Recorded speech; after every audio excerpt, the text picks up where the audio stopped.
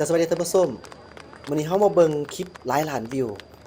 หลายล้านวิวนี่แม่นคลิปเกี่ยวพันกันระหว่างเวียดนามกับลาวโดยเฉพาะแม่นเป็นการอ่าที่แสดงออกมาให้เห็นว่าคนเวียดนามนี่เขาเจ้ารู้สึกจั่งใดกับลาวเขาเจ้ารักคนลาวหลายนี่บ่ว่าจะเป็นทางระดับประธานประเทศให้ท่านผู้ชมเบิ่งคลิปนี้เนาะเจ้าท่านผู้ชมเบิ่งก่อนตัวนี้ถือว่านี่แม่น ในตอนที่เพิ่นกำลังอยู่ที่สนามบอลที่เพิ่นกำลังจะมีการสวนสนามอะนะในวันครบรอบ50ปีวันปลดปล่อยภาคใต้เวียดนามครบรอบ50ปีและก็เป็นวันที่ถอนโฮมประเทศเวียดนามอยู่ที่นครโฮจิมินห์ประเทศเวียดนามในวันที่30เมษาที่ผ่านมาเบิ่งประธานประเทศตัวเริ่มทานตัวเริ่มประธานประเทศแห่งสเวียดนามกำลังน่าจะขาดใส่ปะ มุดอิหยังอันใดอันหนึ่งนี่แหละให้กับประธานประเทศแห่งสปปลาวท่านทองรุ่นศรีสุฤทธิ์เบิ่งภาพอีแล้วเจ้าท่านผู้ชมอยู่ที่ทางคลิปทาง TikTok ของคนเวียดนามเพิ่นเอาลงมานี่ก็ถือว่าหลายล้านวิวหลายล้านวิวเป็นคลิปที่ดังนอกจากนั้นก็มีแบบประชาชนคนเวียดนามเองก็ให้ความสนใจเกี่ยวกับทางทหารนี่นะเนาะเวลาทหารลาวเฮามาสวนสนามหรือว่าแม้แต่เฮ็ดกิจกรรม แบบว่าบ่แม่นสวนสนามประชาชนคนเวียดนามก็ถือว่ารุ่มรุ่มให้ความสนใจกับทหารลาวหลายแบบพิเศษอะเจ้าท่านผู้ชมเราสังเกตเห็นได้แบบพิเศษในนั้นในมื้อที่เพิ่นสวนสนามหั้นก็มีหลายประเทศที่ว่าเข้าร่วมโดยเฉพาะเป็นประเทศเพื่อนมิตรของเวียดนามนี่แหละบ่ว่าจะเป็นทางสปปลาวเองกัมพูเชียแล้วก็สปปจีนนี่ถือว่าได้เข้าร่วมสวนสนามอยู่ที่นครโฮจิมินห์ ในวันที่30เมษายน2025ที่ผ่านมาเราเห็นว่าการที่ทางประชาชนคนเวียดนามให้ความสนใจและก็รักคนลาวหลายนี่มันก็เว้าเรื่องมาทางประวัติศาสตร์เนาะเจ้าท่านผู้ชมคือเขาเว้าผ่านมาเนี่ยว่าย้อนไปคืนแต่คราวต่อสู้ปลดปล่อยเพราะว่าทั้งเวียดนามและลาวเองนี่แม่นมีการช่วยเหลือกันอย่างจริงจังจริงใจนี่ที่ได้ต่อสู้ศัตรูตัวเดียวกันอา ฉะนั้นเพิ่นร่วมมือกันแบบนั้นแล้วน่ะแน่นอนในตอนทุกข์ก็ต้องก็ยังช่วยกันเนาะตอนทุกข์ช่วยกันเมื่อตอนที่สงบสุขแล้วก็ต้องได้มีการร่วมฉลองชัยชนะร่วมกันอันนี้ก็เป็นเรื่องธรรมดาอยู่แล้วนี่ถือว่าเป็นสายสัมพันธ์แบบพิเศษอะระหว่างลาวกับเวียดนามเนาะ โดยคำไม้มันสายสัมพันธ์สู่ฮบร่วมทุกข์ร่วมสุขแล้วก็ร่วมเป็นร่วมตาย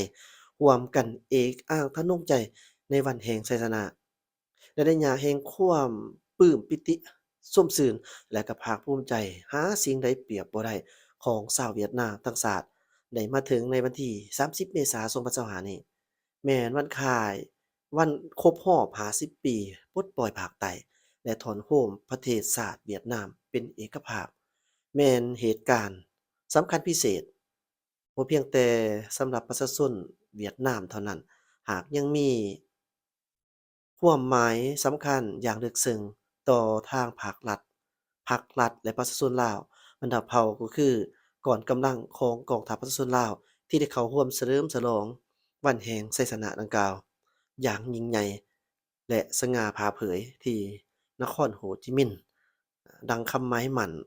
สายสัมพันธ์สู่หกร่วมทุกข์ร่วมสุขร่วมเป็นร่วมตายร่วมกันเอกอ้างทะนงใจในวันแห่งชัยชนะสายสัมพันธ์สู่ฮบลาวเวียดนามบ่เคยเสื่อมหายในยุคใดสมัยใดการนำของสองประเทศก็คือประชาชนลาวและก็ประชาชนเวียดนามบรรดาเผ่ายามใดก็ร่วมทุกข์ร่วมสุข ความเป็นความตายนำกัน ตีศัตรูตัวเดียวกันด้วยกำลังและก็ยุทโธปกรณ์น้อยกว่าและล้าหลังกว่ายุแรงให้บรรพตต่างๆทั้งอยู่เวียดนามและลาวโดยเฉพาะแม่นบรรพตภาคใต้เวียดนามซึ่งญาติได้ชัยชนะอย่างสง่าผ่าเผยในระยะแห่งการปลดปล่อยประเทศชาติสายใจหักของสองชาติอ้ายน้องลาวเวียดนามยังงดงามผ่องใส ดังหุ่งอรุณในยามเช้าร่วมสายผู้ร่วมแม่น้ำร่วมชะตากรรมอันเดียวกันประชาชนสองชาติลาวเวียดนามยามใดก็อยู่เคียงบ่าเคียงใดร่วมสร้าง หน้าประวัติศาสตร์อันสง่าราศีในยุคสมัยต่อสู้ปลดปล่อยศาสตร์ก็คือปกปักรักษาและสร้างสรรค์พัฒนาประเทศชาติ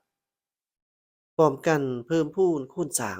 สายพัวพันธ์มิตรภาพอันยิ่งใหญ่และความสามัคคีพิเศษของสองชาติซึ่งแม่นประธานโฮจิมินห์ประธานไกรสนพรหมวิหารและประธานสุพรรณวงศ์เป็นผู้ริเริ่มพร้อมกันพร้อมกับบรรดาการนำหุ้นต่างๆของสองประเทศก็คือประชาชนทั้งสองชาติพร้อมกันปกปักรักษาและก็เพิ่มพูนคูนสร้างให้เจริญงอกงามขึ้นอย่างบ่หยุดยั้ง การเฉลิมฉลองวันปลดปล่อยภาคใต้และถอนโฮมประเทศชาติเวียดนาม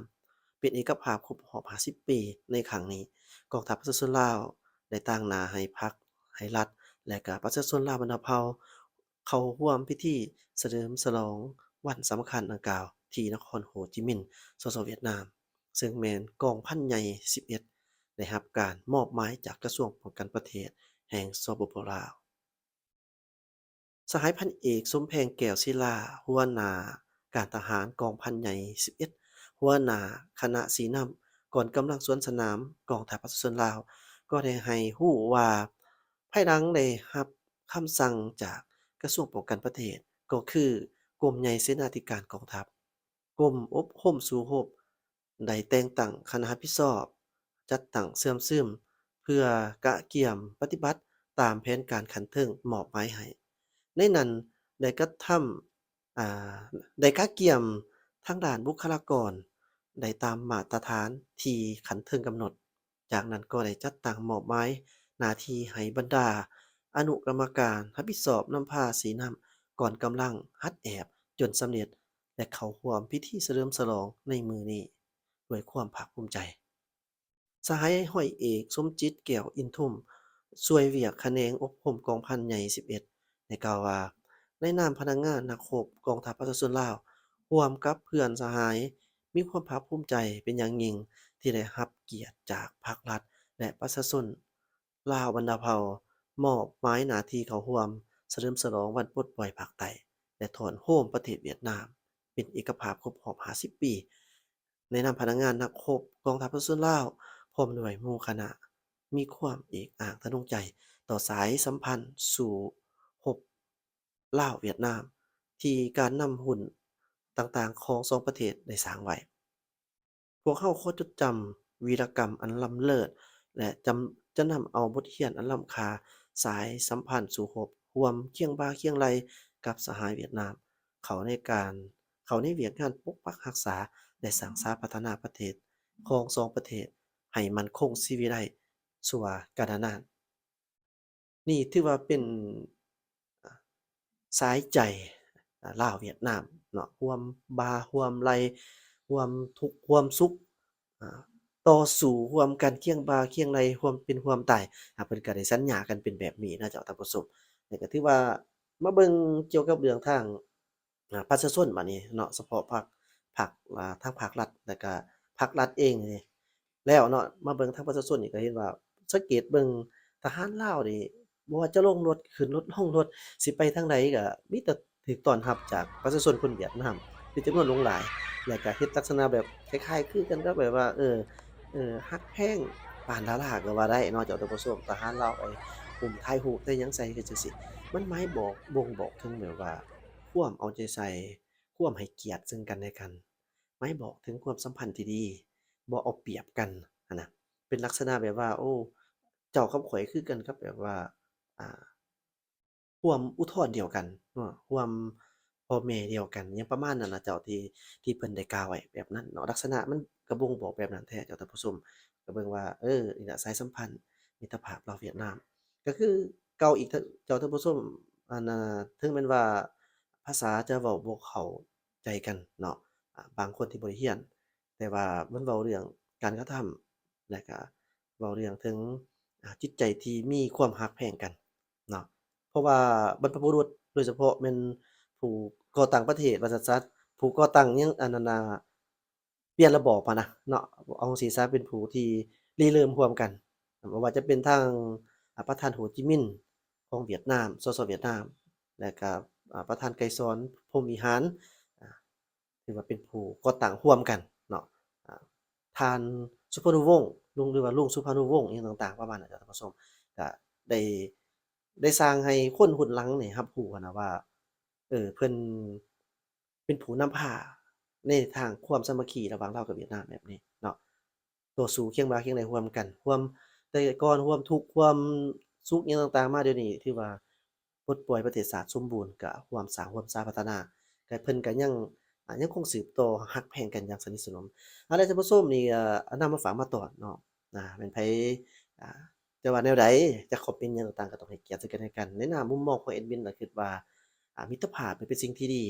บ่ว่าท่านจะเป็นคนประเทศใดเนาะถ้าหากว่ามาแบบมิตรภาพพวกเราก็ยินดีต้อนรับแบบมิตรภาพเช่นเดียวกันรักแพงเบิดเนาะแอดมินเองก็คือกันบ่ว่าจะเป็นผู้หลักผู้ใหญ่